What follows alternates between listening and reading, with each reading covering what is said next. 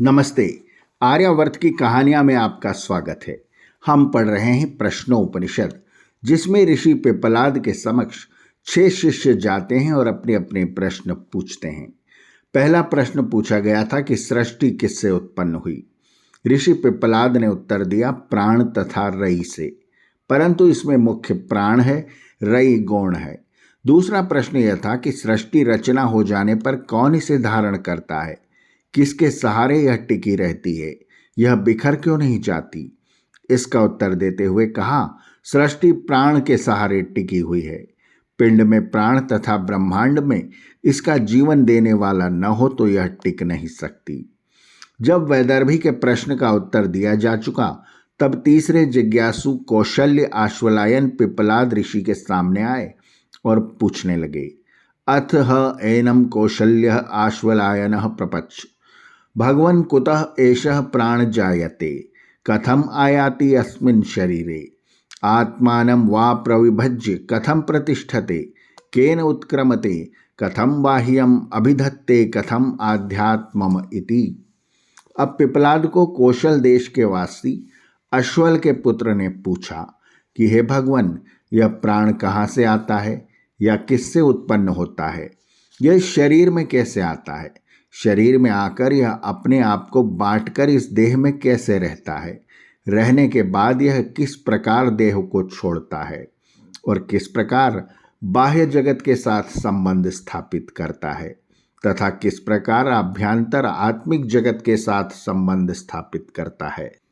तस्मै सः उवाच, अति प्रश्नान् पृच्छसि, ब्रह्मिष्ठः असि इति तस्मात् ते अहं ब्रवीमि।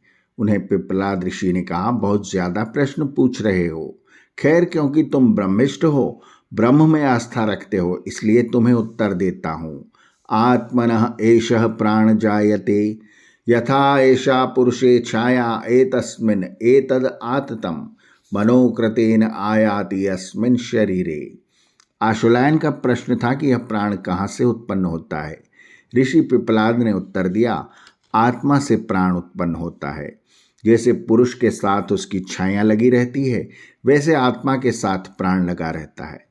फिर अश्वलायन का प्रश्न था कि प्राण शरीर में कैसे आता है।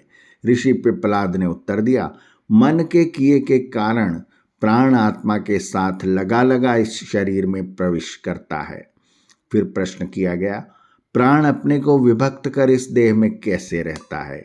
इसका उत्तर देते हुए पिप्पलाद कहते हैं, जैसे राजा अपने अधीन कर्मचारियों को अपने अपने काम पर नियुक्त कर देता है और आज्ञा देता है कि इन इन ग्रामों का अधिष्ठाता बनकर इन्हें संभालो, इसी तरह प्राण अन्य प्राणों को पृथक पृथक कामों में नियुक्त कर देता है।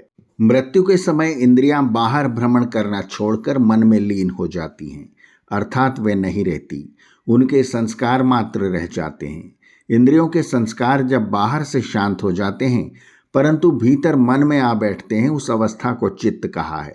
जिस प्रकार का चित्त प्राण के पास पहुंचता है, जिस प्रकार के मनुष्य के संस्कार होते हैं, आत्मा उसी प्रकार के आगामी जीवन में पहुंचा देता है। मन में जैसे जैसे संस्कार संचित हो जाते हैं, उन संस्कारों को लेकर चित्त प्राण के पास अर्थात उदान नामक प्राण के पास आ पहुंचता है। यह उदान प्राण तेज तथा आत्मा को लेकर जैसा जैसा इसका संकल्प होता है, वैसे वैसे लोक को यह प्राण आत्मा को ले जाता है। तीसरे प्रश्न में आश्वलायन ने कई प्रश्न एक साथ कर दिए थे। उसने पूछा था, कुतः एषः प्राणः जायते, प्राण की उत्पत्ति कहाँ से होती है। इसका उत्तर पिप्पलाद ने दिया कि आत्मा से प्राण की उत्पत्ति होती है। इस प्रश्नावली में उत्पत्ति के साथ यह भी पूछा था कि प्राण शरीर में कैसे आता है, कथम आयाति अस्मिन् शरीरे। फिर पूछा था, शरीर के किस किस स्थान में प्राण प्रतिष्ठित है, बाह्य शरीर के साथ तथा भीतर की आत्मा के साथ अध्यात्म में प्राण कैसे विराजता है। इन सभी प्रश्नों का उत्तर पिप्पलाद ऋषि ने दे दिया। आर्यावर्त की कहानियां के अगले अंक में भी जारी रहेगा प्रश्नोपनिषद का पठन पाठन। आर्यावर्त की कहानियां चैनल को सब्सक्राइब करें और बेल आइकन के बटन को दबाएं, ताकि हम जब नया वीडियो लेकर आएं तो उसकी सूचना आपको तुरंत मिल जाए। धन्यवाद। नमस्ते।